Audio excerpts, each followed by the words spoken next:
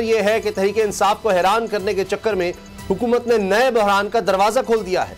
PTI के 35 मजीद इस्तीफे मंजूर करना तहरीक इंसाफ को हैरान परेशान करे ना करे, खाली खजाने मुआशी बहरान के साथ ज़िमनी इंतखाबात का भारी भरकम बोझ अवाम को जरूर उठाना पड़ेगा।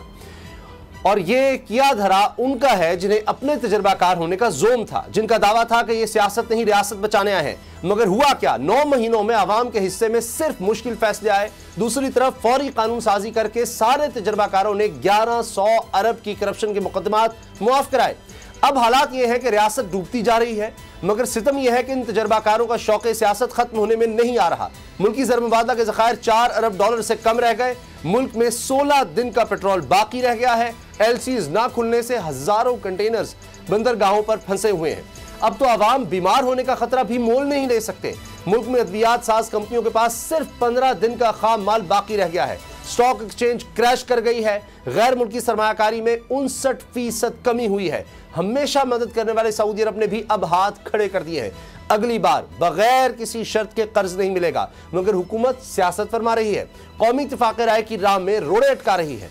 शाहिद खाकान अब्बासी और नवाज खोखर जैसे सीनियर रहनुमा भी मायूस होकर पार्टी छोड़ गए, क्योंकि निगरान वज़ीर आला का इंतखाब हो या कोई और मामला, महाजराई मुखालिफत बराए मुखालिफत का ना खत्म होने वाला सिलसिला है। तहरीक इंसाफ के 35 मजीद इस्तीफे मंजूर करके शहबाज शरीफ अपनी लूली लंगड़ी हुकूमत बचाने में तो शायद कामयाब हो जाए, मगर मईशत कैसे बचेगी? ये हुकूमत की पसंद है कि फैसला पार्लियामान में नहीं सियासी मैदान में हो। अब तहरीक इंसाफ फिर सड़कों पर होगी, सियासी अदम इस्तेहकाम मजीद बढ़ेगा, खमियाजा सिर्फ और सिर्फ अवाम को भुगतना पड़ेगा। इस सारी सूरत हाल का हल क्या है? इस्तीफों की मंजूरी के बाद का मंजरनामा क्या हो सकता है? अगर आपको ये वीडियो पसंद आई तो सब्सक्राइब करें और बेल पर क्लिक करें। 2022 बहुत सारे तोहफे भी देखे गया पाकिस्तान की आवाम को। पाकिस्तान की आवाम को एक तोहफा ये दिया कि आवाम को पता चल गया कि पाकिस्तान का मीडिया क्या है। साल 2022 में सबसे ज्यादा देखे जाने वाला चैनल बोल न्यूज रहा नंबर 1। हमने बहुत सारे शोज और ट्रांसमिशंस की, पूरा साल मुसलसल जदोजहद में निकल गया कि ये वोट ऑफ कॉन्फिडेंस के पीछे कौन लोग थे। तोड़े रेटिंग के सभी रिकॉर्ड। सोशल मीडिया पर भी सबसे ज्यादा तेजी से 2.4 बिलियन व्यूज का संगे मील अबूर किया।